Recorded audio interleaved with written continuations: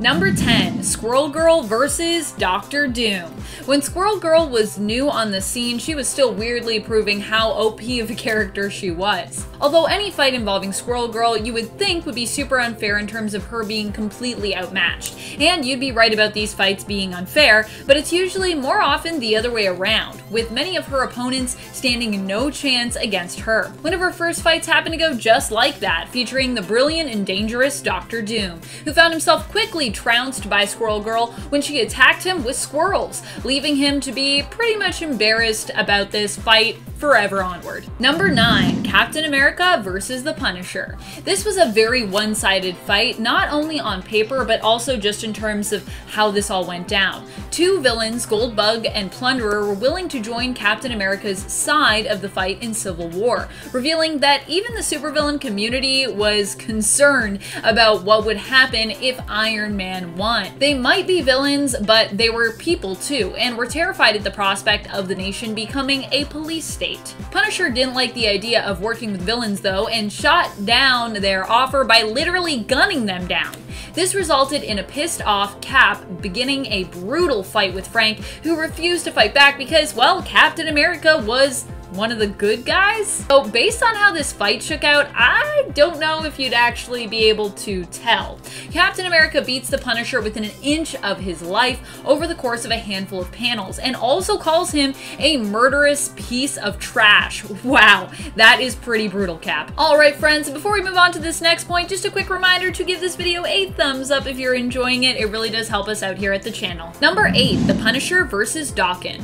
In this fight, Punisher once again is brutally defeated by his opponent, though this time a lot more permanently. Punisher ends up being no match for Daken, who makes quick work of him despite all his guns. I mean, we already knew this was how it was going to end, didn't we?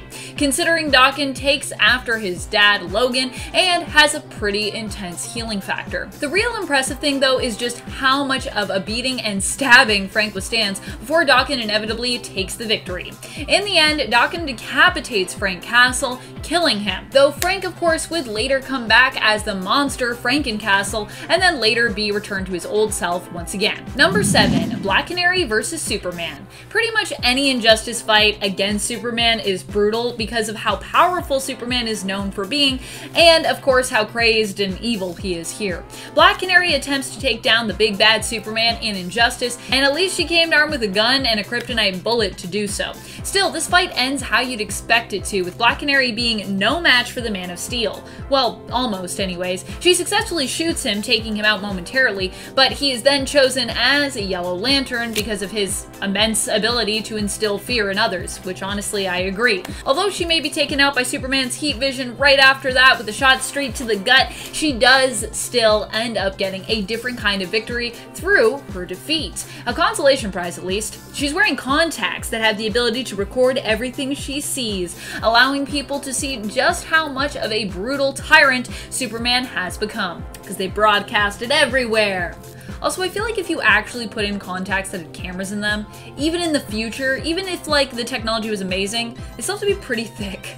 Like, I have a hard enough trouble putting regular contacts in my eyes on days when I have to do that. Number 6, Hawkgirl versus Barbastos. Granted, this was Nth Metal Enhanced Hawkgirl, but still, if you had told me this was how Dark Knight's metal was going to go down, I wouldn't have believed you. In the end, Hawkgirl was the one to defeat Barbastos in the comic. Though, of course, that wouldn't be completely where that story would end, as we saw with the continuation in Dark Knight's Death Metal. However brief the fight between Hawkgirl and the Bat God was, it was still pretty cool that she was the one who ended up taking him down. Even if it was only because of, well, the Element X blade that she was really able to do this. Barbados is basically a god, so on paper this fight in general just sounds pretty crazy. Number 5, the Punisher versus Wolverine, and Spider-Man, and Daredevil. Now you might expect you know how this one should go, but let's also remember that this is Garth Ennis writing Punisher, so yeah. It doesn't really go down the way you'd think. Instead, the Punisher manipulates the three heroes briefly into turning against one another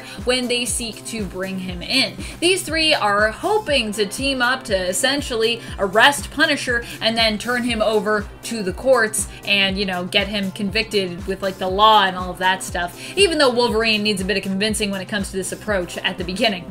Punisher takes out all three of these heroes, even managing to disable Spider-Man by convincing him that if he moves, bombs will go off. You'd think Spider-Man would actually be able to sense whether or not this was true, but I digress. I guess his Spidey sense wasn't working that well that day. Number 4, Superman versus Batman. I mean, you'd think you know how this one should shake out, considering Batman is just a normal human with a bunch of money and, well, years of training. However, in Dark Knight Returns, we get to be pleasantly surprised. A normal man, even when as skilled as Bruce Wayne, you'd think would just be no match for Superman, especially as, well, he's getting on in years here, whereas Kal-El, while also being older, barely looks or seems to have aged at all. But Batman uses all of his strategic skills, knowledge, and his gadgets to help him win this fight. And man, does it go to show that you should never dismiss Batman just because he doesn't have conventional superpowers. Or superpowers at all. Batman has the best superpower, the superpower to know a ton about heroes because he does his homework. Number 3, the Punisher versus Sentry. During Dark Reign, Punisher refuses to stand by and let Norman Osborn become the world's new, biggest, and brightest hero, as S.H.I.E.L.D. is disbanded and Osborn becomes the head of its replacement organization, Hammer, and the new Dark Avengers team. Punisher aims to eliminate Norman Osborn, but standing in his way is the Sentry, who stops the Punisher's bullet mid-air as it soars towards Osborn's head. Sentry sets his sights on Frank, and, well, I think you can imagine how this one goes. Still, at least this fight is gratifying in the sense that it isn't over with like a 1-2 punch. Instead, we actually watch as the Punisher tries everything he can to try to defeat Sentry, knowing it's pretty much all hopeless, but refusing to give up. And he does all this while being brutalized by Robert, who initially just wants to talk it out and arrest Punisher without a fuss. So that's how Punisher is actually able to survive, because Sentry just wants to talk. Punisher's skills and weapons aren't what save him actually at the end of the day. He simply manages to get lucky when Robert doesn't call out his get out of jail attempt at bluffing. Thank goodness. Number 2, Superman versus Alfred Pennyworth. You would think you already know how this fight would shake out, but hey, it didn't go down quite the way most of us would expect when it happened in Injustice. After Superman broke Batman's back with the good old Bane snap over the knee move, he had a brief moment of regret as Batman called him out for being more monster than hero, for torturing him, all while claiming it was for the greater good. As Superman considers what he's just done, he turns to Alfred, who has approached him. However, Alfred didn't approach Superman to, you know, communicate any words of wisdom here or to help Clark come back around and like regain his senses and see the error of his ways. He came to teach Superman a lesson about attacking Bruce. Alfred used a pill which temporarily granted him the same level of strength as Superman, making this super uneven fight on paper a lot more even in reality. Using the element of surprise, Alfred was then able to beat Superman to a pulp while confessing that he was very disappointed at him before scooping up Bruce and taking him to safety. Reminding everyone that even when it comes to facing powerful foes like Superman, Alfred is still and will always be a badass. In case people forgot. Number 1, Squirrel Girl versus Galactus. I freaking love this fight, and I love that I started this list with Squirrel Girl and I'm ending it with her, even though this fight is super ridiculous. You wouldn't think someone like Squirrel Girl, whose powers include communicating with and controlling squirrels and sharp teeth, would be able to take on and even defeat the epic force of Galactus, who is nigh unstoppable and comes armed with the power cosmic, which basically allows you to do, well, whatever writers need whoever wields it to do. Power cosmic, by the way, turns out does help Galactus to communicate in the vacuum of space as well. In the Unbeatable Squirrel Girl issue 4, Squirrel Girl defeats Galactus by realizing that the only way to defeat him is by offering him an alternate planet to devour other than Earth. She and Tippy Toe manage to access the databases in his ship's computers and find one that is covered in nuts, which they manage to convince Galactus are delicious and nutritious, full of calories, life energy.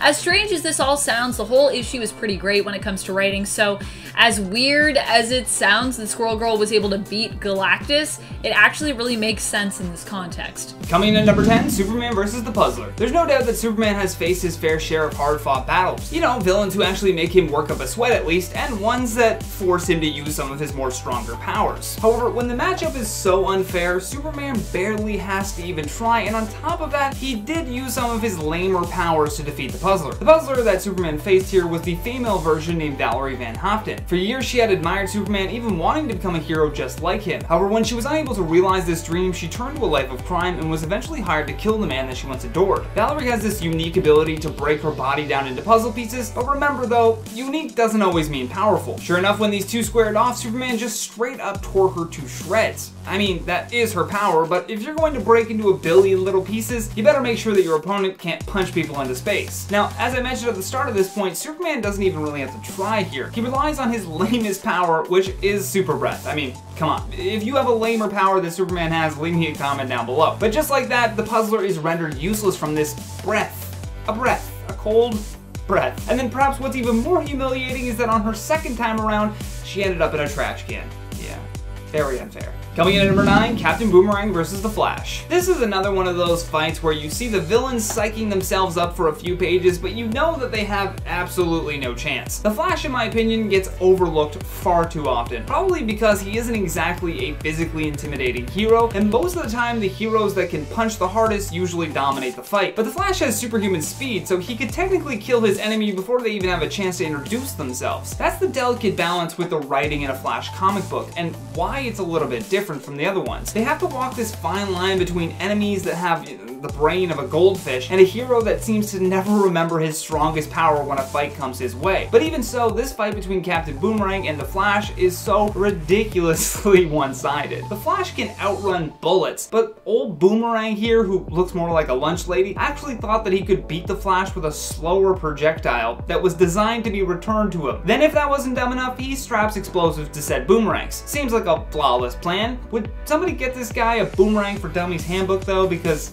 he's gonna blow himself up. Coming in at number 8, Batman vs. Calendar Man. I'm sure that just by hearing the title at this point, you already know how this one's going to go. I'm sorry, but a guy who commits crimes related to the date is just one of the weirdest supervillains and not very smart considering the fact that Batman is a master detective. What's worse about this villain is that he's literally wearing a costume designed to correlate with the date of the crime that he committed, making it even easier to spot him. Due to this, he has become notoriously known as a joke to both heroes and other villains even. This matchup is so unfair that Batman would probably be better off just letting the Gotham Police Department arrest him on their own. Calendar Man is a successful inventor that is capable of designing machinery required for his various schemes, but put that against billionaire Bruce Wayne and there is no question that Batman is going to come out on top every single time. Coming in at number 7, Thunder Punch vs. the Transformers. Now, remember when I said that most superheroes are just people that punch really hard? Well, sometimes that isn't enough to cut it. And in the case of Thunder Punch, we feel even worse because his punches would probably be better suited for, I don't know, someone his own size. You see, Thunder Punch was one of the Neo Knights, this super team that was hell-bent on destroying the Transformers. Although, they didn't even try to design any new technology to do this. They just thought punching people really hard would be sufficient. I mean, it's worked out for other people, but not this case. Turns out when your opponent is a 4-story tall robot that can turn into a tank, punching him is just not gonna do the trick. The strangest part about Thunder Punch is the lack of logic when facing an enemy this big. The Transformers could step on him and not even notice. What's worse is the design of his costume, which completely exposes his hands. His body is coated in metal and hard fabric, but he chose to not cover up the one thing that he was hitting a robot with. Real smart. Coming in at number 6, Wolverine vs. Magneto. Now this one here is deceiving because Wolverine has held his own against some really tough supervillains, but Magneto is, well, Magneto. During the 90s event called Fatal Attractions though, the X-Men were forced to attack Magneto's new asteroid base. Once there, an intense fight takes place where Professor X and Jean are telepathically attacking Magneto while Wolverine wounds him on the physical plane. This ultimately made Magneto really angry, and what followed was perhaps one of the most horrific comic book panels in X-Men history. Because Wolverine's skeleton is made of adamantium, Magneto could manipulate this just enough to rip the metal out of his body. This left Wolverine completely incapacitated and now with large spikes of metal sticking out of his body. His only savior was the fact that Professor X was able to wipe Magneto's memory before he could finish the job. In at number 5, Daredevil vs. the Fantastic Four. Now we must give credit where credit is due. Daredevil certainly put up a valiant effort, but ultimately this was a 4-on-1 about. The Fantastic Four are among the most powerful heroes in the Marvel Universe, and Daredevil is a blind lawyer. Well, he can also do karate, but he has to be extra crafty when it comes to planning his attacks. In the 1968 comic book The Flames of Battle, Daredevil decided to attack the Four Freedoms Plaza, and I gotta say, he was pretty successful. I mean, he somehow fooled the Human Torch into knocking over a water tower, and then he was able to get Mr. Fantastic to attack the thing by accident. Originally, when Jack Kirby had drawn Daredevil just beating the crap out of the thing, Stan Lee had to step in and say that it made absolutely no sense, which is why we saw Lee writing in a part of the story that sees Daredevil getting Reed Richards to accidentally hit the thing with a nerve blast ray. Although the humor in how weak the Daredevil character is in comparison still resides in those thought bubbles. Right after the thing is blasted, Daredevil stands back and thinks to himself, it wasn't my kick that stopped him. Probably not the best idea to be a superhero with low self-esteem, but there it is. Coming in number 4, Batman vs. Guy Gardner. Next up, we have the master billionaire detective again against the Green Lantern Guy Gardner. Gardner is wielding one of the most powerful weapons in the universe, but in 1987, this was somehow no match for Batman's money, punches, and cool technology. During the Justice League International number 5, Guy Gardner's lips were flapping as per usual, and so his big mouth got a big punch from Batman. In theory, Gardner should be more than capable of taking out Batman, but due to his extreme arrogance, he removed his power ring right before taking a swing at the Dark Knight. The removal of his ring automatically makes this an unfair fight for Guy Gardner, and in comparison to the big villains Batman has taken down, he makes quick work of Guy in this fight. Coming in at number 3, Star Fox vs. the Incredible Hulk. During the Incredible Hulk number 300, Bruce Banner is hulking out as per usual, except in doing so, he begins to completely demolish New York City. Now the Hulk is required to be doing this, and yet despite him laying down his big green punches, most of the Marvel squad seems pretty concerned. Now if any fellow hero was deserving of a beatdown for trying to stop the Hulk, it's Star Fox. And I have a feeling the rest of the Avengers would agree because he's notoriously one of the creepiest comic book characters of all time. Star Fox decides that the way he's going to soothe the Hulk is by using his special ability to emit waves of erotic pleasure. Now I don't claim to be a genius, but I'm fairly certain you can't take down the Hulk with waves of pleasure. Even if you could, how do you expect that to end gracefully? Thankfully, the Hulk was able to knock some sense into Star Fox and hit him with one of the hardest punches he's probably ever felt in his life. It was an extremely one-sided interaction that definitely made Star Fox rethink his approach. Coming in number 2, Dazzler vs. Dr. Doom. This one is just sad. Not only does Dazzler lose this fight, but she does so in her own comic book. We're not sure what the writers were thinking when they made Dazzler because her powers are definitely not what one would expect to see from a superhero. Dazzler rocks a shiny outfit with a deep neckline and can convert sound into light, plus she wears roller skates. Well, she can skate really fast. I mean, it seems more like the resume of a DJ, but okay. Somehow the writers find a way to make sense of this hero attacking Dr. Doom, and her big plan is even more sad to watch play out. You see, Dazzler's dazzling plan to kill one of the most powerful supervillains of all time was to just skate at him really fast. That's like an astronaut saying, in order to reach the moon, I will now be climbing the world's largest ladder. Dazzler tries to hit him with her light show after this, but Dr. Doom just ultimately ends up electrocuting the entire room and capturing her until the Fantastic Four can arrive to save her. Coming in at number 1, Spider-Man vs. the Sinister Six. Spider-Man is a kid with superpowers that has to experience puberty and bullying all at the same time, so there's no question that he's well versed when it comes to adversity, and supervillains are constantly adding to this pressure for him to remain on his toes at all times. However, even the friendly neighborhood Spider-Man can become overwhelmed from time to time. For example, when Dr. Octopus got the Sinister Six back together, they were fresh out of prison and had a lineup that featured the Hobgoblin and a new Sandman. Safe to say that if it weren't for Doc Ock's own ego and his Spidey's superpowered friends, his days could have easily been numbered by the Sinister Six.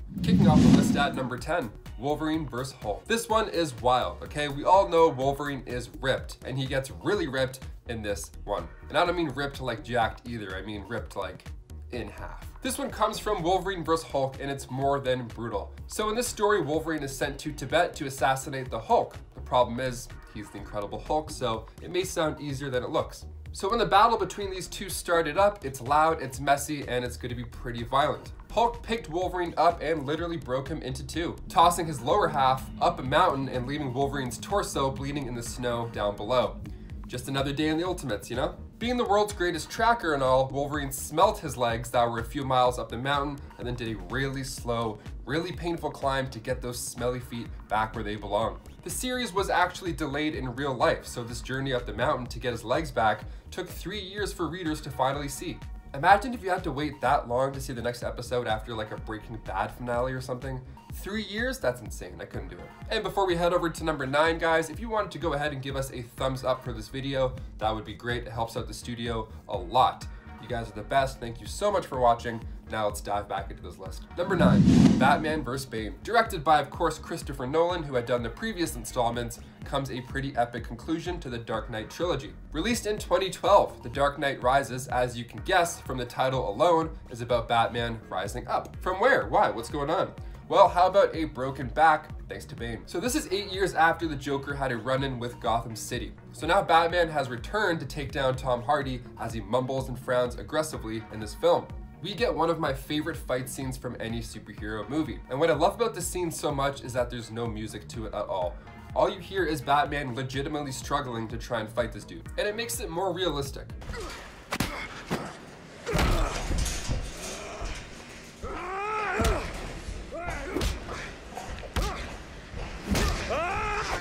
It's stressful, and you can see Bruce become more and more exhausted by each punch. And it all comes to a screeching halt when Bane picks up Bruce for one last blow, right to the spinal cord. Spirit!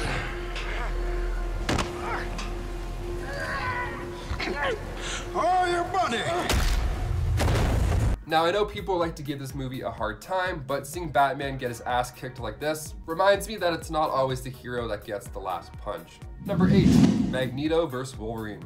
Look, I'll be honest, I'm a nail biter, okay? And there's days where I can't even muster up the strength to pull a hangnail out of my own finger or whatever. It sucks, I can't deal with pain, especially when something's coming out of my body, which makes the next one on this list really brutal for me to read. Now, I couldn't imagine if all my bones were suddenly ripped out of my body. That's a nightmare. And that's exactly what happens to Wolverine when Magneto has had enough of his nonsense. Yeah, this all takes place during the Fatal Attractions event. So Wolverine doesn't even have a chance to scream. The adamantium that bonded to his bones erupted outwards like water bursting through a dam. And he's still breathing when this happens. I mean, if this isn't one of the worst things to go through, I couldn't tell you what is. Definitely not one of my hangnails. This one is probably a little bit more painful. Thankfully, Xavier wiped Magneto's memory of the whole event, and Wolverine was out of commission for a while recovering. I mean, he had mental spikes sticking out of his body. I don't think he's gonna get any chores done in the meantime. Number 7, The Avengers vs. Thanos. The Russo brothers came in the MCU with the Winter Soldier, and we got that sick, awesome elevator scene, and then we got Civil War. They make some pretty fun movies. My personal favorite of the bunch is still Infinity War. I mean, all these characters who led their own franchise crammed into one single movie shouldn't have worked out as well as it did. It's a smooth flick. So we see Thanos as he walks his way through the universe collecting the cosmic Infinity Stones. First, he decimates Xandar for the Power Stone, gave Loki the old 1-2 choke for the Space Stone, and then he punched the Hulk so hard in the neck that he quit being the Hulk. And this is like the first 10 minutes of the movie. So the movie itself is a brutal fight, but of course it comes down to the last stone, the last attempt. The Mind Stone. The stone that is Vision. It's in his forehead. So after a last effort attempt of removing the stone in Wakanda, Wanda Maximoff is forced to destroy it. So while she's working on that, all of our Avengers are getting destroyed by the powers that Thanos now obtains, but they don't come out on top in this one. Vision gets that big yellow blackhead pulled right out of his forehead, and then the theater sat silent, and we just watched Vision's lifeless and colorless body fall to the ground. Seeing the Avengers lose like this, especially Vision, was definitely one of the more brutal beatdowns in an MCU movie. Number 6, Squirrel Girl and Dr. Doom. So Squirrel Girl has beaten some big bads in the Marvel Universe before. She's taken down MODOK, Mandarin, and at one point Thanos. It's becoming a running joke by now, but one defeat that always shocks me is when a bunch of squirrels took down Victor Von Doom. Just a bunch of squirrels. Yeah, it happened back in the 90s in Marvel Superheroes issue 8. So she bumps into Iron Man and then starts to show what she can do, alright? She's trying to give him a run for his money in order to show how rough and tough she really can be. So she shows him her mutant powers, like jumping, hopping, climbing, all like a squirrel. It's amazing. He's fascinated. She's even pumped to show him that she can also sound like a squirrel too, which, I mean, if you can do it, I would love to see that. Fair. But the most impressive of all these abilities has to be when an abundance of squirrels is commanded to jump onto Stark, and then enter Dr. Doom. Doom comes in and he interrupts Stark's electronics. So, in order to save Tony at this point, she needs to send a horde of squirrels onto the Doom ship. Just a horde of squirrels. As if they don't have, you know, wives and kids to go back home. They have nuts to store and eat. They have things to do, right? And voila, Stark is free thanks to the insane squirrel posse. Then the rodents get their fur on Dr. Doom and he's forced to retreat and jump into nearby water. It's the best panel ever. He's like, squirrels? No way, man, I'm out of here. Good riddance, peace. And then he literally runs away and jumps. Like he's out of there. He wants nothing to do with that. One of those times you're happy the hero won, but like, squirrels. We have a lot of squirrels up here in Canada. I don't think they can take on Dr. Doom. They're pretty bad. Number 5, Spider-Man and the Red Goblin. The Red Goblin. It's a mix between the Green Goblin and Carnage. I mean, you have a combination of two of the most powerful bad guys ever against Peter. He shouldn't have won this, I don't think. Let me explain. Appearing in the Amazing Spider-Man 798, this all came to life after Norman Osborn stole the Carnage symbiote, and after that, all hell just broke loose. He created this monster. So Norman used the Carnage symbiote to eject all the nanites, but then that ended up creating this monster mashup becoming the Red Goblin. It was like a science experiment that made things worse for everyone, but better for him almost. So the rare weaknesses that the symbiote did have went away once the two had merged, making him like unstoppable. Peter Parker for sure should have lost this battle. I mean, he's so overpowered here. I mean, even the bombs that he throws at Spider-Man are upgraded versions of his own bombs. This time around, the bombs are red Carnage bombs that Pete can't even sense. It's all fused together and it's really intimidating. It's very scary. So Pete seems to agree by his choice of words. Peter admits a few pages later after he retreats that he couldn't last 3 minutes in the ring with him. Yeah, I agree. The readers are like, absolutely. You're absolutely right. The final issue had Peter get the upper hand on Osborn by mind games? Yeah, he explains how Carnage will get all the glory here in this defeat of Spider-Man and not Norman Osborn. I mean, ego is a great place to attack. If it works, it works. So when he becomes Norman Osborn again, the fight is manageable now, and Spider-Man can come out on top. Now, as great as this is, I really don't think it would be this easy to turn the tides. Not after seeing Carnage bombs. Get out of here, no way. Number 4. Hulk versus everybody. Okay, this one's pretty wild. So Thor Ragnarok was loosely based off of the Planet Hulk storyline. And I say loosely because in the comics, well, that story didn't end up going so well. See, on Sakaar, the rocket that he arrived in ended up blowing to smithereens, causing some casualties that left him a little heartbroken, to say the least. So he rolls his shoulders back a few times, and then he heads back to Earth, and thus begins the World War Hulk storyline. He just destroys everybody. I mean, all the heroes that Earth loves at this point just in the path of this death train.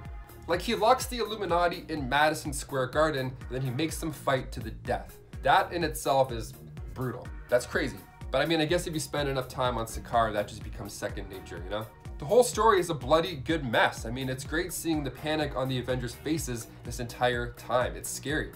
So make sure if you haven't already to grab all 5 issues of 2007's World War Hulk, because it's a treat.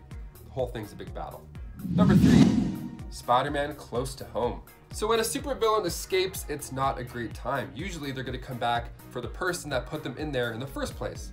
So Ultimate Spider-Man's death is absolutely beautiful, and of course it's really, really sad. It's done really well.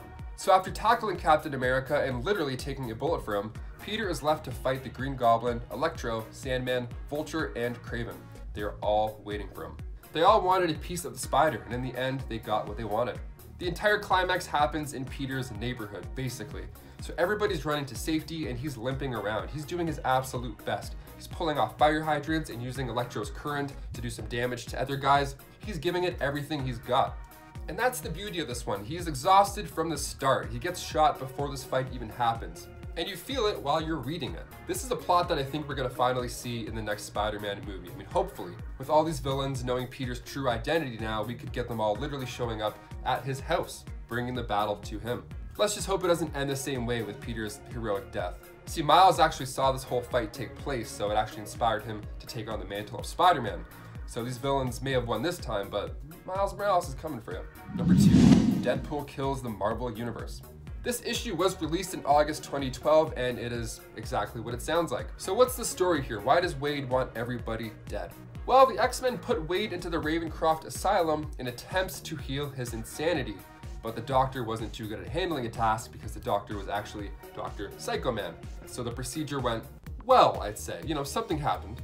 He brainwashed Wade in hopes to shut down all these inner voices, and well, it worked. Awesome, hooray, there we go. It worked, but the only downside was those voices were now replaced with voices that were encouraging him to kill everybody in the Marvel Universe. And this is a must read. From start to finish, it is brutal, it is graphic, it's an easy one on this list. Number 1, Iron Man vs. Captain America. Seeing 2 of your friends argue is uncomfortable enough, let alone seeing 2 of your superhero friends try and kill each other. Captain America Civil War is one of my favorite Marvel movies to watch, because when these guys finally battle it out, there's years of history behind it.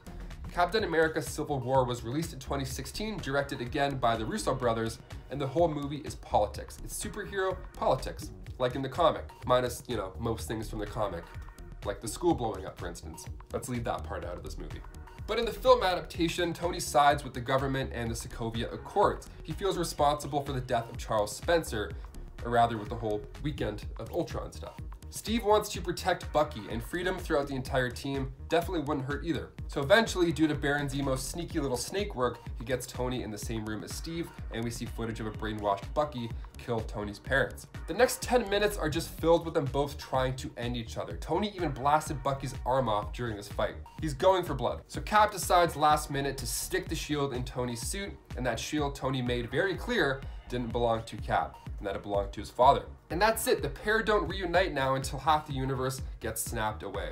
So be nice to your friends, guys, don't try and kick their ass with a shield. Kicking off the list at number 10, Spider-Man, Jester, and Jack-o'-lantern. The MCU's Captain America's Civil War is much more tame than the comic book. I mean, for starters, in the comic, Peter sides with Tony until he realizes that Tony is spying on him, so he switches over to Cap's side. That didn't happen in the movie at all. So in the comic, this causes Stark to send out Jester and Jack-o'-lantern to go and fight Spider-Man. So Peter ended up getting his butt kicked to these guys, and it's all thanks to Stark. There's no chance also that Peter should have lost to them. I mean, imagine if he didn't lose, the entire story would be so different. At first, the two thought taking orders from S.H.I.E.L.D. was a bum deal, as they put it, a bum deal. That is until they got the orders to fight Spider-Man, which they made very clear that they enjoyed doing. And before we continue on with this list, if you guys could go ahead and give us a thumbs up on this video, it helps the channel out a lot. We really appreciate it. You guys are the best. Thank you so much. Now back to our list. Number 9, Batman vs. Guy Gardner. Okay, this one comes from Justice League issue 5, and it's commonly known as the punch. We have a punch and we have a slap. Now it's time to talk about the punch. So in this comic, Batman comes to take over the Justice League International, and Guy Gardner doesn't share the same enthusiasm as the rest of the team. So for more than one issue, he makes it very clear that he doesn't like this new leader. He's not a fan of the bats. So naturally, a large conflict was growing, although Batman was clearly the better fit for the role. So he challenged Batman to a fight without the use of his power ring. Big mistake. And then Batman proceeded to knock him out with one punch. One punch, one punch. Yes, here we go. Blue Beetle even got pumped about it and started yelling, one punch, one punch. Hence why it's a big thing now. This is an amazing moment and an even greater lesson rather, but a Green Lantern getting knocked out by a human punch should never happen, ever. Never. Don't start fights you can't win without the ring that makes you a superhero, or else you're just a guy in a suit. Pun intended. Number 8, Bruiser vs. Wolverine. Runaways, issue 12. So we see Logan and Molly Hayes, aka Bruiser, have a rather quick exchange. Now at this time, Wolverine was a member of the New Avengers, and he's trying to get to the bottom of what happened to Dagger. So he, Cap, and Iron Man went to find help from the Runaways, seeing as the signs were leading to Cloak being responsible. So Molly is one of the strongest heroes ever, for sure. But how she handled Wolverine was almost a little bit too easy. So they walk into the cathedral, Cap calmly asks her to stop screaming, and that Wolverine and him are not going to hurt her.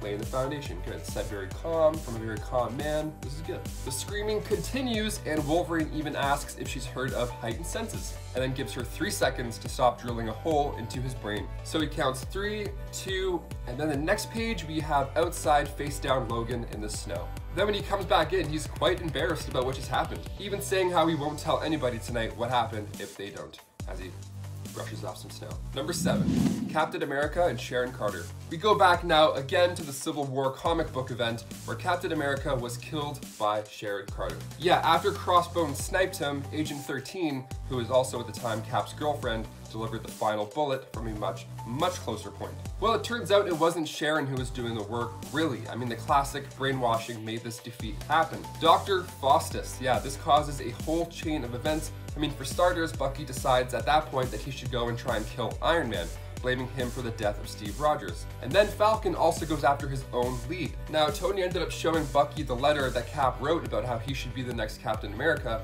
and Bucky agrees to take the spot only if he can operate solo. No shield, no nothing, I'm not working for you, I'm not punching in, I'm just doing my thing. And to think that all this came to a climax after Steve's girlfriend, of all people, was the one to deliver the fatal blow, it's just heartbreaking, and it's something that never should have happened. Number 6, Null versus Thor. Spoilers coming in hot for King in Black by Donny Cates, okay, just so you guys are aware. So during the first battle with Null and his army of symbiotes, Thor was not to be found. The God of Thunder would be a perfect fight considering the weakness of the Horde being electricity and magic. Kinda makes sense. He'd be a pretty reliable chess piece to this violent game, no doubt about it. So when the God of Thunder finally arrived in issue 3 of King in Black, he brought a pretty epic battle with him. So Null had come to Earth with his thousands of symbiote dragons searching for Eddie Brock's son, Dylan. Searching for you, Dylan, they're coming, man. And when he finally got a hold of Eddie, he stripped him of the symbiote and dropped him from the Empire State Building. Things are looking not so great. And then Thor returns finally in the next issue. So you're a god and a king, Thor asks. Good for you. Now allow me to teach you what those words truly mean. And he does just that. Of course, with the help of Tony riding in on an extremis infected symbiote, it's just another week and a bit and we'll see this epic battle continue with issue 4. But so far, it's up to a crazy, crazy awesome start. Number 5, Spider-Man vs. Morlun. It's all fun and games until somebody gets poked in the eye. Or maybe if you're Spider-Man, it's all fun and games until you get your eye yanked out. Perhaps one of the worst things I could imagine, in the Spider-Man storyline The Other, Evolve or Die, we see Spider-Man go toe-to-toe with Morlun, and he gets his butt kicked. It gets so bad that Spider-Man actually breaks his knuckles while he's trying to fight this dude. That's how intense this battle already is. Things, of course, take a horrible turn for the worse when Morlun decides to grab Spider-Man's left eye and then yank. No, he didn't, Spider-Man says. Oh, yes, he did. I said out loud on the bus in front of people. Dude, he pulled his eyeball out, and then to make us feel even more sick than we already do, Morlun proceeds to eat his eyeball, and he even commented on how delicious it was. But if I could ask one question, do the eye colors matter when it comes to like eyeball flavor? Like I got brown eyes, maybe that's like a mapley kind of smoky kind of vibe. I don't know, maybe my eyes are pretty yummy. Somebody ask Army Hammer, see what he thinks about eyes. Number 4, Batman and the Hulk. Yep, you heard me. So back in the late 70s, Marvel and DC came together for a handful of crossovers. One of these crossovers featured a battle with the Incredible Hulk and Batman. There have been many conversations about who would win in a fight between Iron Man and Batman. If you're a fan of this page, odds are you've had this talk with your friends, because they're both humans who rely on their brains and brawn to get by, kind of even. Personally, I'd pick Batman to win that fight any day, but the Hulk, no chance. Batman vs. the Hulk, issue 27 of DC Comics Special Series. So we have Batman and the Joker trying to control the Green Giant. And when the Hulk gets his hands on Batman, well, that should have been the end for sure. Even Batman said he felt like his spine was going to snap like a pencil. And believe me, if anybody knows what that feels like, it's definitely Batman. So he gets out of his grasp by a nice double ear smack, and then he finishes him off by using some sleeping gas from his belt, followed by a nice flying kick. Now, it's great to see Batman use his skills to take down the Beast. That's what he's good at. Unfortunately, I don't think any fight between them would ever last long enough to give him the chance to do so, especially if he has him in his hands. He would be dead. Number 3, Iron Man and Magneto. Now, when I say that, your first thought probably is, well, of course, Magneto would win a fight fighting a guy in a metal suit, but this wasn't the case during an X-Men vs. Avengers storyline. If you think this is a no contest, you've never met Tony Stark. So Stark gets buried by Magneto under 200 tons of rubble, because even though Tony's suit at this point was made of carbon nanotubes, the island that he was fighting on was made of metal. So step 2 was for Tony to release a swarm of high-tech magnets to try and throw him off his game a little bit. This of course didn't work. You're giving magnets to Magneto, you know? So Magneto tried reaching out to the cosmos to channel power from other planets, but in doing so, he sensed a disruption in the form of the Phoenix Force. So while he was distracted there, Tony took this as an opening and knocked him out. Now, as fun as this was, and it led to other fun things, it was also highly unlikely that Iron Man will beat Magneto again. If this happened on the big screen, fans would rip it apart, no doubt about it. Number 2, Thor and the Incredible Hulk. Thor Ragnarok is easily one of the best installments in the Infinity Saga. Taika Waititi is returning to the studio to do Thor Love and Thunder, and I can't wait. He's super funny. If you haven't seen What We Do in the Shadows, go watch it out. It's his best work, I'd say. And Jojo Rabbit. He makes good movies. So one of my favorite scenes from the movie is also one that makes fans pretty annoyed. Now, this part in the movie had to happen so the plot can move a certain way, and we got to see a cool battle take place in the meantime, but it's also kind of unrealistic. So the Grandmaster's great champion, of course, ends up being Thor's friend from work, Hulk. Now, he's been there for a while after Sokovia, so he's not the same green guy as they last saw. Thor spent most of the fight getting it handed to him. He was trying to talk to Bruce, trying to calm him down, give him little arm tickles, it wasn't working out. Until he tapped into his true powers and unleashed a good number of lightning bolts to the face. That ought to do it. So Thor is about to finish off Sakar's champion once and for all until the Grandmaster himself intervened. If only he had replaced that remote for like 2 seconds, this movie would have gone a much different route. Maybe less fun, but probably more honest. And finally, number 1, Old Man Logan and the Hulk. I like the Hulk. He shouldn't really lose anything ever. That's the point I'm getting at. Seeing the Hulk fight Wolverine is something I hope we can see on the big screen in my lifetime.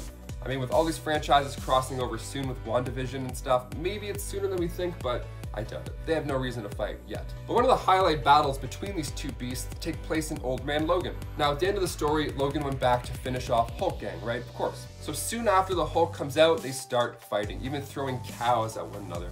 Real wild stuff. Funny, gory, scary, loud, you name it. And then he turns into the big green guy, and boy, does it get ugly. So Billy Bob comes in the cave later on and sees just a mess. He sees bodies all over the floor, and then he sees Hulk struggling with some digestion problems. Odd. So then Wolverine literally rips his way out of his stomach, and that's what kills the Hulk. The Hulk should have won this fight for sure. If he didn't make the mistake of eating him, he probably could have done it. Or the Hulk should have healed after the whole Wolverine C-section thing, so the fight should have maybe continued. I mean, for the story to end this way, it was a little disappointing. At number 10, we have Cyclops versus Wolverine. In X-Men Schism number 4, a fight breaks out between these two superheroes because of a complex decision on how to face an onslaught of Sentinels unleashed by the world's powers. And as an enormous, seemingly regenerative Sentinel is approaching the two of them, Cyclops insists on allowing the young X-Men to stay and fight, while Wolverine believes it's wrong to put young ones in harm's way. So it's a battle between should we stay and fight or run and regroup. Well, Wolverine gets outranked by Cyclops, but instead of backing down, he goes to their home base and sets 2,000 pounds of explosives to go off at the press of a button to take out the Sentinel and allow for a distraction as they get away. Cyclops is angered by the subordination and decides to take it out on Wolverine as they start to battle it out. And the Sentinel is coming right towards them just to make everything worse. Maybe not the best time to pick an epic fight, guys, but it is a tough call and both arguments make sense to me in different ways. I guess this stuff just sometimes happens. Next on our list at number 9 is The Thing versus the Hulk. This is a classic showdown that many of you may already be aware of, where Ben Grimm and Bob Banner go at it in the middle of the city streets. Side note, Stan Lee accidentally referred to the Hulk's alter ego as Bob Banner instead of Bruce for a few months before correcting it. Just some trivia for you. Anyway, the reason why they're fighting is basically that the Hulk is going crazy and smashing everything in sight, trying to reach his goal of finding the Avengers to take them down. When the Hulk easily knocks out the Human Torch and holds on to him like a prize at the county fair, the Thing watches by the sidelines wanting to get involved. Then, after Invisible Woman tries to protect the Human Torch with an invisible force screen, she too is rendered unconscious by the Hulk. So the Thing has to take things into his own hands and fight the Hulk himself. The fight goes on for pages and pages, with buildings being knocked down, buses being torn in half. At one point, the Thing drives a boat. It's crazy. Unfortunately, it ends with the crazed Hulk getting the best of Benjamin Grimm, leaving him exhausted both physically and mentally, clambering back to his feet. Alright, at number 8, we've got Superman versus Shazam. In 1996's Kingdom Come, we witness a fight between these two, initiating at the end of issue 3 and carrying out into issue 4. The reason behind the fight is complicated, but to keep it simple, Shazam has been brainwashed by Lex Luthor, so it's not really him controlling his own actions.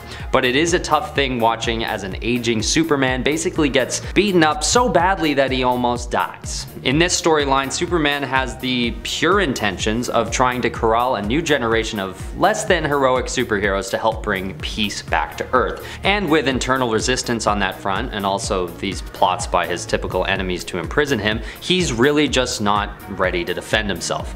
Not to mention, he's totally caught off guard, and once again, he's older. Luckily, after some serious blows of magical electricity coming from Shazam, Superman is finally able to get through to his alter ego and speak directly to Billy Batson, saving himself, and ultimately a whole lot more from what could have been a game-changing move for Lex Luthor and the others. Unfortunately, there's still a lot of destruction done when Shazam sacrifices himself to detonate an enormous bomb early in the air above the battlefield, saving countless lives. Alright, at number 7, we've got Reed Richards versus Namor. This is a spicy face-off as it's a classic fight of jealousy and competition over a woman's affection. Susan Storm is unconscious in the hospital, and the arrogant and shameless Namor keeps making advances on her right in front of Richard. This escalates to the point where Namor actually makes a move on Susan as she's just barely coming to, and right when Reed enters the room as well. Susan tries to de-escalate the situation, but it's no use due to her injuries and fatigue, so the two heroes go after it. As they rip through the city streets, they throw insults at each other as they tear apart cafes, cars, and the road. It's a pretty fiery battle that Richard seems to know he's at risk of losing due to Namor's sheer strength, but Reed takes the win in the end, exclaiming in a heroic monologue that his anger isn't actually directed at Namor, but at himself for not being a good husband to Susan throughout the years. It's a pretty epic battle with some realistic and possibly relatable motivations, giving it a rightful spot on our list. Coming in at number 6 is Namor again versus Daredevil this time. In this instance, Namor is being arrested as if the human legal system is any match for a superhero, and to represent him, he decides to hire the blind Matt Murdock, aka Daredevil. Basically, Namor is angry because he wants a place on land for his people who have only ever lived under the sea. In fact, he actually wants to sue the entire human race for denying them their birthright, as he calls it. Matt, being the pragmatic lawyer that he is, simply acknowledges that there's just no legal precedent for suing the whole human race. This obvious and very astute point throws Namor the Submariner into a rage that he takes to the streets without using the door. And in this moment is actually when Daredevil first wears the red suit that we all know, and it's in preparation for his fight with Namor, where Daredevil is off to protect humanity from an outraged underwater superhero. So this fight between two superheroes is heated by an external issue that forces them to clash. In so many words, Daredevil's sense of duty is clashing against Namor's rage. They take the fight directly to the streets, busting down lampposts, crumbling brick walls, and even taking over a wrecking ball at one point. The fight ends with Namor winning, naturally, claiming that Daredevil had been the most courageous of all his foes, at least, despite having faced off against the Fantastic Four and the Avengers. And that's a pretty good accolade for Daredevil if I've got to say anything about it.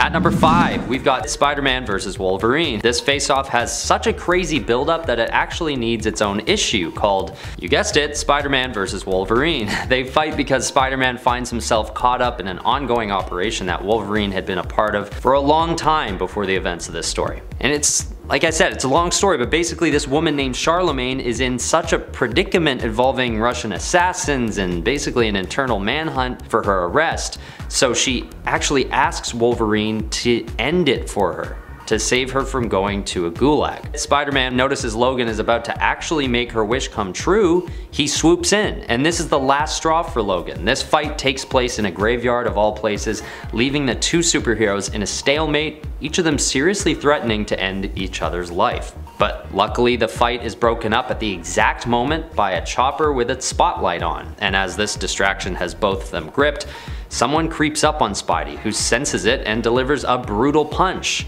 But unfortunately it wasn't Wolverine. Instead it was the woman he'd been trying to save, and the punch kills her. I mean, don't be too hard on yourself, Spidey, it's what she wanted, right? And even Logan acknowledges that she probably planned it that way. Okay, at number 4, it's the battle between Thor and Beta Ray Bill. This battle is pretty epic considering it's the fight that would determine whether or not Beta Ray Bill is worthy of Mjolnir, Thor's hammer. He'd already shown his worth by actually being able to pick it up, but that wasn't enough, as Thor fights back against his new contender. The battle rages into a river of lava, leaving both warriors exhausted, lying on an obsidian raft. But they float steadily towards a lava fall, waterfall made of lava, you know what I mean. Beta Ray Bill shows his worth further by saving an unconscious Thor from the deadly plunge. After all is said and done, the two warriors end in a draw, approaching Odin with the results.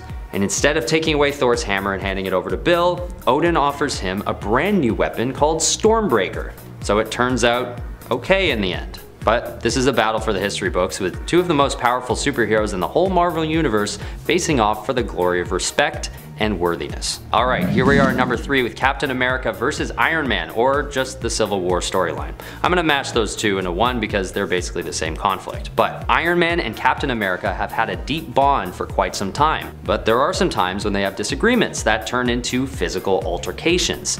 One of these fights takes place in the Armor Wars storyline when Tony Stark learns that his own technology has been stolen to create super soldiers, and when Captain America sees a chance to preserve the armor, Iron Man gets a bit physical since he wants the technology to stay exclusively to him. So Iron Man knocks out Cap with an electrical charge and leaves the room. But this altercation doesn't even compare to the fight they have during the Civil War event, which we all know has Iron Man and Captain America pitted against each other in their own factions.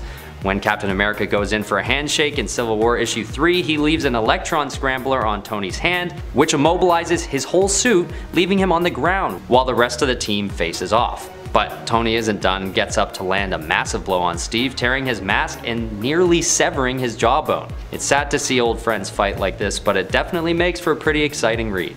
At number 2, we've got Batman vs Superman. This turn of events is so impactful on the storyline we're used to that it was turned into a movie. These two had a relationship so tight they were like brothers, who sometimes fought. But most of the time these fights would be due to mind control, like in the Hush storyline when Superman is brainwashed by Poison Ivy and sent to attack Batman. But we all know the fight that really puts these two near the top of our list is the one in Frank Miller's Dark Knight Returns. This storyline, set in the future, depicts an older, more brutal Batman who is wreaking havoc against crime in Gotham. And when the government notices Batman acting out of sorts, they send Superman after him to put a stop to it. And this fight is epic. What really makes it cool is that you'd expect a human Batman to be totally outmatched by the Kryptonian alien Superman, but the matchup is more even than you'd expect. And it ends with the two in what seems like almost a draw. But that's where I'll leave it for the few of you who don't know what happens still. Needless to say, it's a pretty insane face-off, but I think it's fair to say that the world is better off with these heroes on the same side. Okay, finally at number 1, there's Avengers vs X-Men. This showdown has happened before this new event coming out soon, it just didn't involve the Eternals. And of course the context will most likely be different. But in the original Avengers vs X-Men event, the disagreements start with the two factions having opposing views on how to approach dealing with Phoenix Force. On one hand, the X-Men think the Phoenix Force will bring a rebirth to mutant species, a cause they have always felt very passionate about. But the Avengers are concerned that Phoenix Force will basically wipe out all life on Earth. When 5 of the X-Men are possessed by the Force, the battle then becomes more complicated, with this third team now involved. And what's good about this is that the Phoenix 5 then become a common enemy between the remaining X-Men and the Avengers, who start trying to take them out one by one. Eventually, it's just Cyclops with the Phoenix Force in him, and he basically gets turned into full-blown Dark Phoenix, putting an end to the fighting between the Avengers and the X-Men. Because you don't really have time to fight each other when there's a Dark Phoenix with a laser vision flying around. Number 10, Magneto vs Uranus. During an X-Men Red tie-in issue for the AXE Judgment Day event, in a fight that lasted barely a page and a half, Uranus completely destroys Magneto. And I mean destroys him. And never mind Magneto, although that brief battle is something to behold, Uranus completely wrecks most of planet Arakko too. Well, him and his army, but still. While Magneto would later on get some sweet revenge on Uranus, in the first fight the two have, Uranus manages to wrench Magneto's heart from his body, seemingly killing him, which was very shocking at the time. However, we later learn that Magneto manages to stay alive to fight another day by controlling the metal in his blood, controlling its flow throughout his body. So even without a heart, his blood can move and he can stay alive. Also, for those of you claiming that Magneto shouldn't count on this list because he's a villain, I'd say that lately Magneto's actually been pretty heroic, so it's safe to count him here, at least from my perspective. If you don't know what I'm talking about, then you need to read some comics, because there's some really good X-Men books happening right now. You are missing out, like X-Men Red. And friends, before we move on to this next spot, if you are loving what we do here at Top 10 Nerd, and you are like, oh my gosh, I wish they did this with like anime and manga, guess what? We do! And you can check it out over at Most Amazing Top 10 Anime. Number 9, Aquaman vs the Death Kraken. I mean, this is definitely a one-sided fight, because in the end, Arthur has no chance but to basically give up. Or, well, I guess not give up per se, but to potentially sacrifice himself to defeat the enemy. Which makes it sound a lot more balanced than it is, but trust me, it's not that balanced of a fight. The Death Kraken is basically a giant cosmic kraken known as a space kraken. These beings roam the cosmos, devouring parts of, or in some cases, entire worlds. Kinda like Galactus, but more terrifying to behold because, you know, they're krakens. The Death Kraken has an intense hunger for death, and so it wants to actually devour worlds, whereas its twin, the Flood, hungers for oceans. In order to defeat the Death Kraken,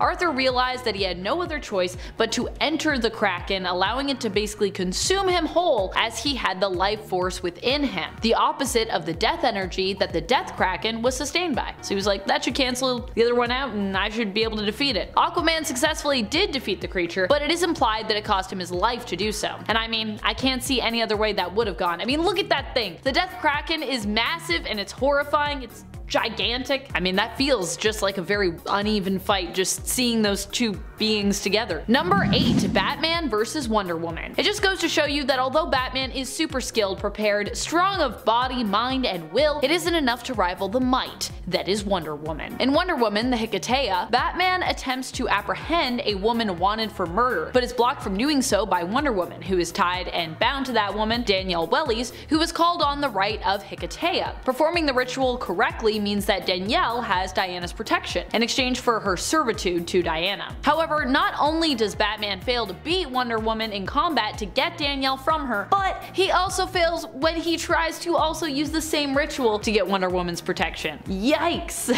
That's a pretty bad defeat right there. He's sort of like, alright, maybe I can do the thing, and she's like, you can't do it. You kinda suck at it, Batman, but so nah. Number 7, Emma Frost versus Professor X. A lot of people think of Professor X as one of the strongest telepaths in the world, and he is, but he's not the only one. And although Emma Frost generally takes second place to the likes of her rival, colleague, and frenemy, Jean Grey, she can actually hold her own against Charles as it turns out, especially when she's smart enough to bait him into a trap, which, you know, Emma, she's a very smart gal. This so happens when Charles attempts to take control of Cyclops' mind to see if there's anything of Nathaniel Essex, Mr. Sinister, left in there. At least that's what he claims anyways. Emma sets a trap in Scott's mind, with his permission of course, and when Charles attempts to probe further, he basically sets off that trap, unleashing Emma. Emma is then able to take full control, having been biding her time wisely by setting up blocks and failsafes so that she can basically call the shots and take over Charles's mind, as she attempts to search Xavier's mind for the same thing, any trace of Sinister, and also torment him somewhat while doing so, as Emma says to Charles, at the risk of sounding vulgar,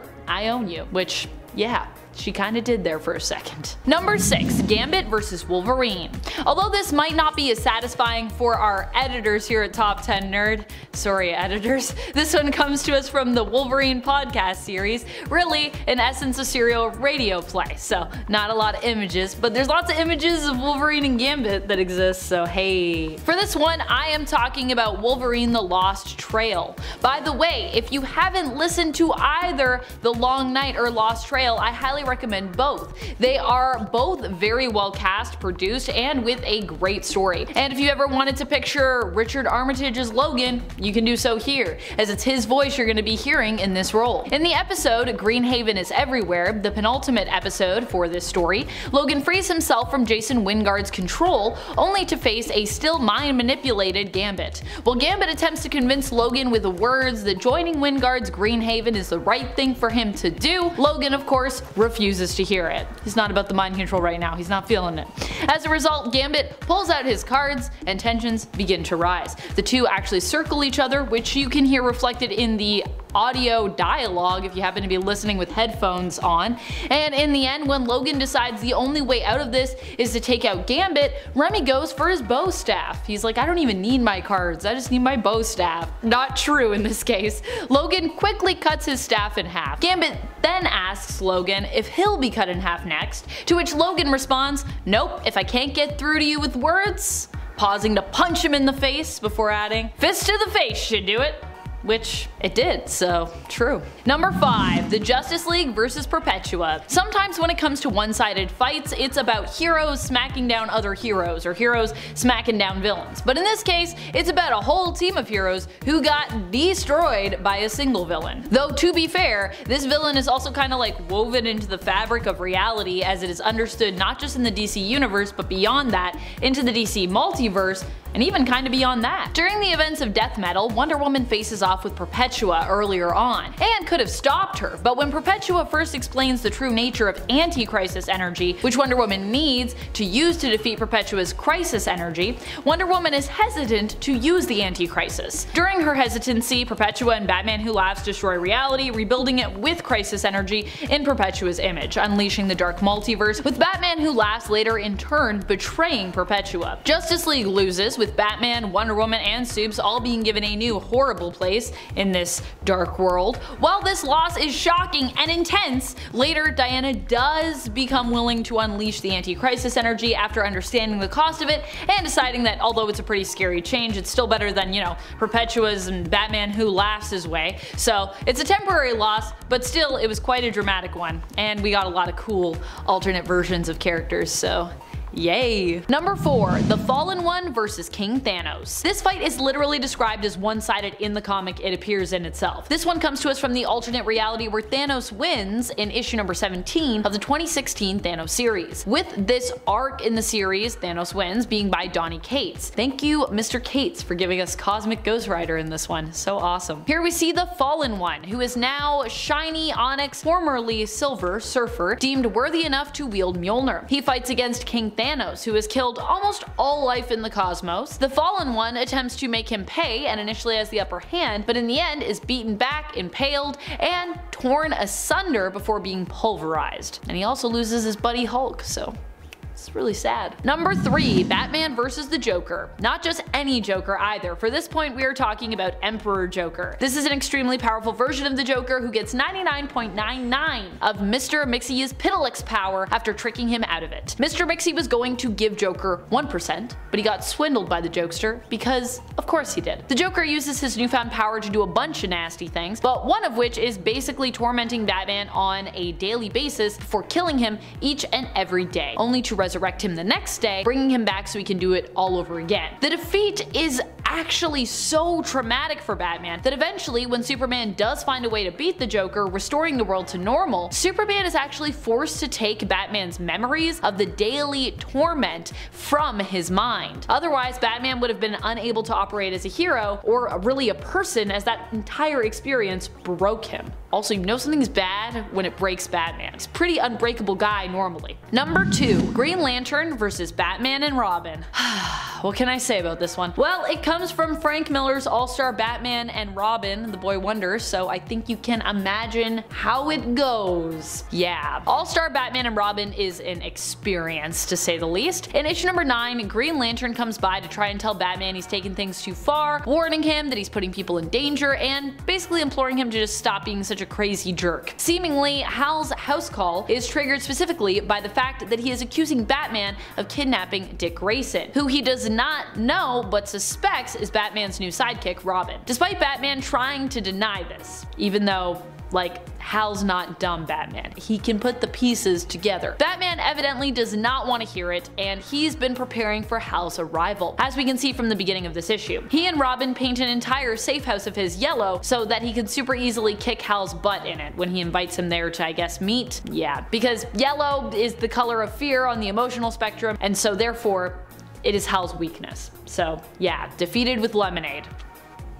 I don't know. Number 1, Green Lantern versus Batman. A lot of times Batman gets the final say in these Green Lantern fights. For this point, we are not talking about Hal Jordan though, but instead everyone's favorite Lantern. Well, at least some people's favorite Lantern anyways. Guy Gardner. Guy Gardner is a Green Lantern who's been known to get on his teammates' nerves. At times, his cockiness is a little too much for his fellow heroes, which may have been the case when Batman referred to him as a mongrel. But of course, Guy did not take such an insult in stride. In response to this, he challenges Batman to a fight he is sure to lose, unfortunately. Batman accepts the challenge and knocks him out in one punch, which comes back a few different times in the comics. It's a pretty memeable and hilarious moment, to be honest. It's important to keep in mind that Guy, isn't using his ring in this fight, although he didn't get much of a chance to, even if he wanted to do that. As Mr. Miracle says, "I'll say this for Batman, he's efficient." Just one punches Guy Gardner, oh boy. Number 10, Iron Man vs. Squirrel Girl. I love how even during Doreen Green's very first appearance, she earned her title of being unbeatable. The very first time we meet Squirrel Girl, she's attempting to impress Iron Man in the hopes of earning a place at his side as his sidekick. The crazy part is she successfully ambushed him too. During a test flight for his new collision avoidance radar, that's really what he calls it, Doreen jumps onto his flying suit of armor, with him inside. Unable to see except through digital readouts that appear on a visor he's wearing, he is successfully surprised and thrown off course. When Iron Man attempts to remove his visor, Doreen uses her tail to block his vision still. In the end, they both crash to the ground, and Doreen introduces herself as Squirrel Girl, explaining that she simply wanted to prove herself to him in order to earn a place as his pard, short for partner. Sadly, he turns her down, even though she did prove that she's pretty awesome, I think, in that issue. And friends, before we move on to this next spot, if you are loving what we do here at Top 10 Nerd, please head on down, give this video a thumbs up, also to let us know that you want to hear about some more one-sided fights. Number 9, Trinity vs. Harley Quinn. In one of what can only be described as one of the most wild fights ever that seems to be more about clout than powers or ability, Harley Quinn managed to defeat not one, not two, but all three heroes that we consider as belonging to DC's Holy Trinity. We're talking about Batman, Wonder Woman, and of course, Superman. When did this go down? During Heroes in Crisis. And how did Harley do it? By playing on the weaknesses of the heroes she was up against, and also utilizing Batman's utility belt, of course, which in and of itself generally is equipped with items needed to take down Bat's colleagues, because that's just how Batman rolls. It's like, I always got kryptonite on me though, just in case, you never know. Number 8, Jubilee vs. Wolverine. Sometimes heroes get slapped by other heroes. Slapped. Such a great onomatopoeia. In the case of Jubilee, this is what happened when Wolverine came face to face with her. Of course, this wasn't just normal Jubes, this was Jubes under the influence of the Shadow King. She was possessed by him, in fact. Initially, Wolverine baited her in by promising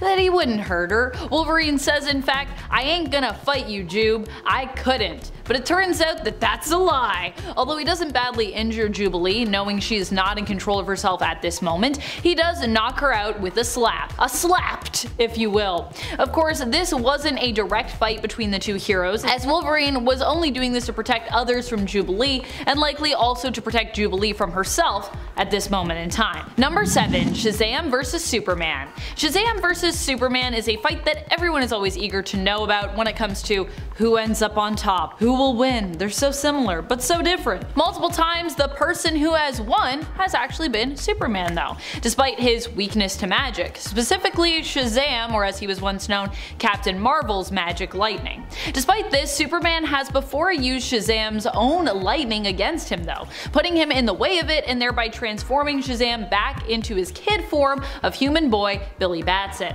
proving that sometimes it's not necessarily about power, but instead all you need is the right technique or course of action to turn a fight. I think that's personally why I would always feel like Superman would usually win that fight, because I feel like Superman, he's just got the know-how a little bit more than Shazam does. Experience, experience. Number 6, War Thor vs. Mangog. Mangog in general is just completely nuts when it comes to his power levels. There are less that are actually able to stand up against him in comparison to the number that he's decimated at one point or another in the comics. I mean, yeah, only a few people can do that. But one of the heroes who got it the worst was probably War Thor. War Thor ended up being confronted by Mangog and being classified as a god, and was absolutely decimated by him as a result. Issue number 701 of Mighty Thor showcases a brutal fight between the two when Mangog comes looking for the rest of the Asgardians and only finds War Thor. He even manages to completely destroy War Thor's hammer, which is super sad. Also then, of course, War Thor gets destroyed because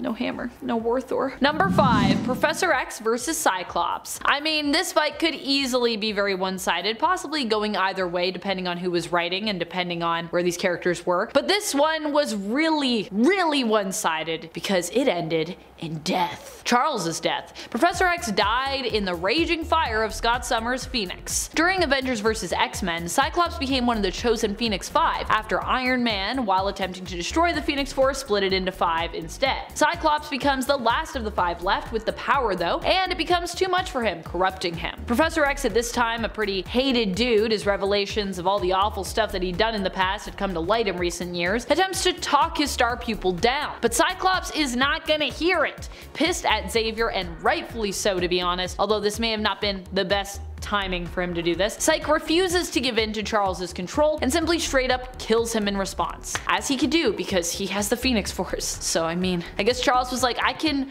win this, I got like emotional things I can use. No, didn't work. Phoenix says no. Number 4, Dr. Doom versus Squirrel Girl. In the same issue that Squirrel Girl handily defeated Iron Man, although he remained unimpressed with her, Squirrel Girl also takes on master villain Dr. Doom and once more proves her mettle as an unbeatable superhero. Here it was Squirrel Girl's ability to communicate with squirrels that allowed her to defeat Doom, causing him to abandon his own ship. I kid you not. I also love how Doom, I feel like, still sees this as a victory in his mind. Also, I bet Doom would say this was a Doombot. I don't know if this has been retconned to a Doombot yet, but I could see Doom saying that. Basically, Dorian Green has been an unstoppable force since day one, as Marvel Superheroes number 8 from the 1990s is actually her first appearance, if you can believe that. Number 3, Batman vs. Bane. Probably one of the most famous fights in comic book history. In this fight, Batman is brutalized by Bane. Bane ends up escaping Arkham and decides to see, how much havoc he can cause. When Batman ends up overwhelmed by the hordes of recently escaped criminals swarming the streets,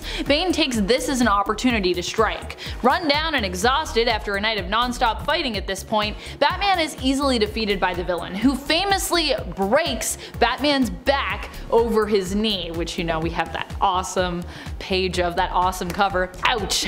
Bruce Wayne's Batman would return from this, but it would take him some time to heal. As you know, does happen if you break your back. Which you can heal from, it is possible, but it's not super easy to do. Number 2, Wolverine vs. Punisher. And maybe one of the most controversial of one-sided fights of all time, we see two heroes fight against one another, both who generally use less than heroic methods for getting things done. However, one of them still seems to be called a hero on the regular, that being Wolverine, while the other is often relegated to a different category, that of anti-hero, that being Punisher. It's kind of interesting. The two originally were kind of working toward the same goal here, but when they both differ on the method of how to deal with the situation, Wolverine ends up getting pretty humiliated in the ensuing fight, with Punisher even at one point steamrolling Logan. And that's after he does a whole bunch of other awful things to him, some of which I can't even say. That's how bad they are. Number 1, Joker vs. Superman. Can we even call this one a fight? It's kind of just straight up murder, really. Although maybe rightfully executed murder? I don't know. I don't think murder's ever really right. I guess it also depends on which side of this conflict you feel you're on, though I think by the end of Injustice, pretty much all of us are on Batman's side, right? No? Yes? I don't know. Let me know your thoughts in the comments. But back to the fight at hand. This one obviously went down in the alternate reality of Injustice. Here, Joker and Harley Quinn end up manipulating Superman into killing Lois by making him think he's fighting Doomsday. In doing so, they not only have killed Lois, but also her and Superman's future offspring, and all of Metropolis gets blown up too as well. Unsurprisingly, Superman does not take this very well, and when they get Joker in an interrogation room, Superman ends up cracking under the pressure of Joker's unrelenting grin, killing the Joker in cold blood. Because that's what would probably also happen if the Joker came up against Superman. Well, just saying, if Superman wanted to at any time, he could just pretty much end that. Number 10, Magneto versus Red Skull. Magneto and the Red Skull are on opposite sides of history. Magneto grew up in a Jewish family living in Germany during World War II, and we all know Red Skull and Hydra's stance in World War II Germany, so it's safe to say that these two villains would almost never get along. right? In Acts of Vengeance from 1989, Magneto and Red Skull were actually temporarily united, but it's really important to note that Magneto was unsure whether this was the Red Skull that aided Germany in the slaughter of his people. So Magneto confronted him and Red Skull confirmed that he was indeed the original. It didn't take much for Magneto, the master of magnetism, to overpower the Skull, but unlike what you might think, Magneto does not take his life. Instead, Magneto leaves the Skull isolated in a stripped down fallout shelter 20 feet underground. He removed the ladder from the escape hatch, gave him 10 gallons of water, took out his homing transmitters, gave him no food and no light, just water, air, and his own depraved thoughts. Number 9. God King Doom versus Thanos. 2015's Secret Wars has Dr. Doom receiving the power of the Beyonders at the conclusion of Time Runs Out. The Latvian dictator is able to save reality from complete destruction at the hands of the Beyonders, stealing their power and merging all reality into a place called Battleworld, which he rules over as God Emperor. A few characters show up on Battleworld with their full memories intact, and they try to stop Doom and put things back to normal. One of them would be Thanos. Thanos, being the smug mad titan he is, decides to challenge Doom and refuses all of Doom's offers to work with him. So in one quick movement, Doom plunges his hand into Thanos' chest, grabs a hold of his spine, and turns his body to ash, leaving one of the most amazing comic panels ever. Number 8. Joker versus Alexander Luthor Jr. The Joker has a special something that just no other villain can really stand up to. What is it? Popularity. People love the Joker. This magic word, popularity, allows the Joker to beat out other villains that in the real world he would never be able to take down. It also allows him to save the day on occasion. In 2005's Infinite Crisis, Earth 3's Alexander Luthor Jr. attempts to remake the multiverse into one perfect reality. Perfect for him at least. By the end, well, he fails, but he finds himself cornered by Lex Luthor and Joker of New Earth, which is the mainstream continuity. Joker pretty ruthlessly scars Luthor Jr. with acid and then brings his life to a sudden end with a bang. And it was all because Alexander didn't include him in his scheme in the first place. Number 7. Joker versus Simon. Yes, it is the Joker again, and guess what? He will appear later on as well. But I also hear you asking, Adam, who the heck is Simon? Exactly. That's my point. You think that the infamous Joker is going to fall to a guy named Simon, who most people haven't even heard of? Simon is a villain of the Teen Titans who has vast telekinesis and telepathic powers, and he is also the leader of the Fearsome Five. But in Salvation Run number 2, he is a member of the new Injustice League when a bunch of villains get exiled to an alien world. He attempts to convince his fellow supervillains that escape is impossible, and then proceeds to lay down plans for beginning a new civilization, only to be very abruptly interrupted by the Joker, who runs up and smashes Simon's brain in with a rock, repeatedly. Like I said, it was very abrupt. Number 6. General Zod versus Captain Boomerang. Never put a captain up against a general.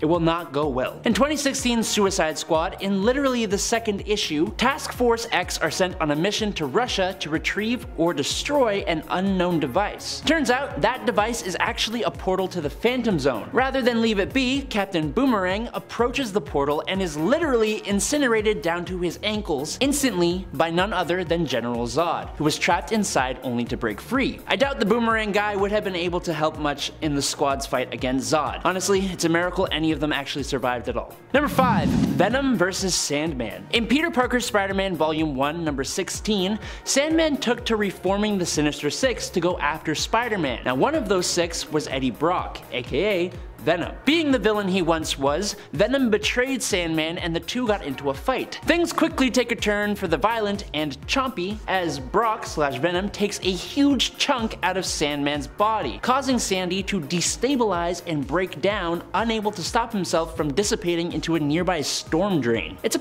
pretty awful and pretty quick dispatching. Sandman does eventually return, but not as his old self, as the years spent in a kind of ghostly form left him in kind of tatters. Damn Venom. Number 4. Kite Man versus Riddler's army. Okay, I am a sucker for an underdog. In Batman Volume 3, there was the war of jokes and riddles between the Joker and the Riddler, surprisingly, each fueled by their desire to take Batman's life. Now, each of these lunatics had gathered up a group of villains to their side, and they caused a hell of a lot of damage to Gotham and its people in their war. One person caught in the crossfire would be Charles Brown. Charles became a mole for Batman in Joker's army, and when Riddler found out, he brought Charles's son to an end. Charles became Kite Man and joined up with the Joker to get revenge. With Batman's help, Riddler takes down Joker's army one by one, leaving only Kite Man, who is forced to switch sides. In the final climactic battle though, Kite Man helps Batman and Riddler's army infiltrate the Joker's holdout,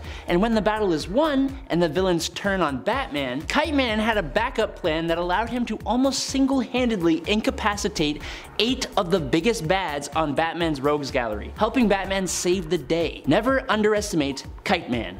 Hell yeah. Number 3, Batman Who Laughs versus Perpetua. Remember how I said Joker would be showing up again? Well, I kinda half lied. It's actually a Jokerized Batman, which is taking 2 of the arguably most popular DC hero and villain combos and mashing them together. Who can stand in the way of that? Also, to call this fight one-sided is a little debatable, but the Batman Who Laughs rose from being just a man to becoming a multiversal level threat very quickly after he gained access to the powers of Dr. Manhattan. This level of power allowed him to face and defeat Perpetua, one of, if not the, most powerful god in DC Comics, who is mother of the multiverse. He became the nightmare of one of the most powerful beings in all of DC Comics, sealing her away within fragments of the Source Wall. Number 2, Thanos versus Loki. Taking a break from comic books for a moment here, let's journey to the MCU. Loki is one of those characters who has elevated himself beyond the status of villain into a bit more of an anti-hero role, and the popularity of Tom Hiddleston's portrayal of the character is likely somewhat to blame for that. But popularity is not saving this character. In the opening of Avengers Infinity War, Thanos attacks the remaining Asgardians after the events of Ragnarok. Though they are Asgardians, he does seem to lay waste to them pretty easily. With Loki feigning allegiance to the Mad Titan, he makes a move against Grimace with a dagger only to be stopped,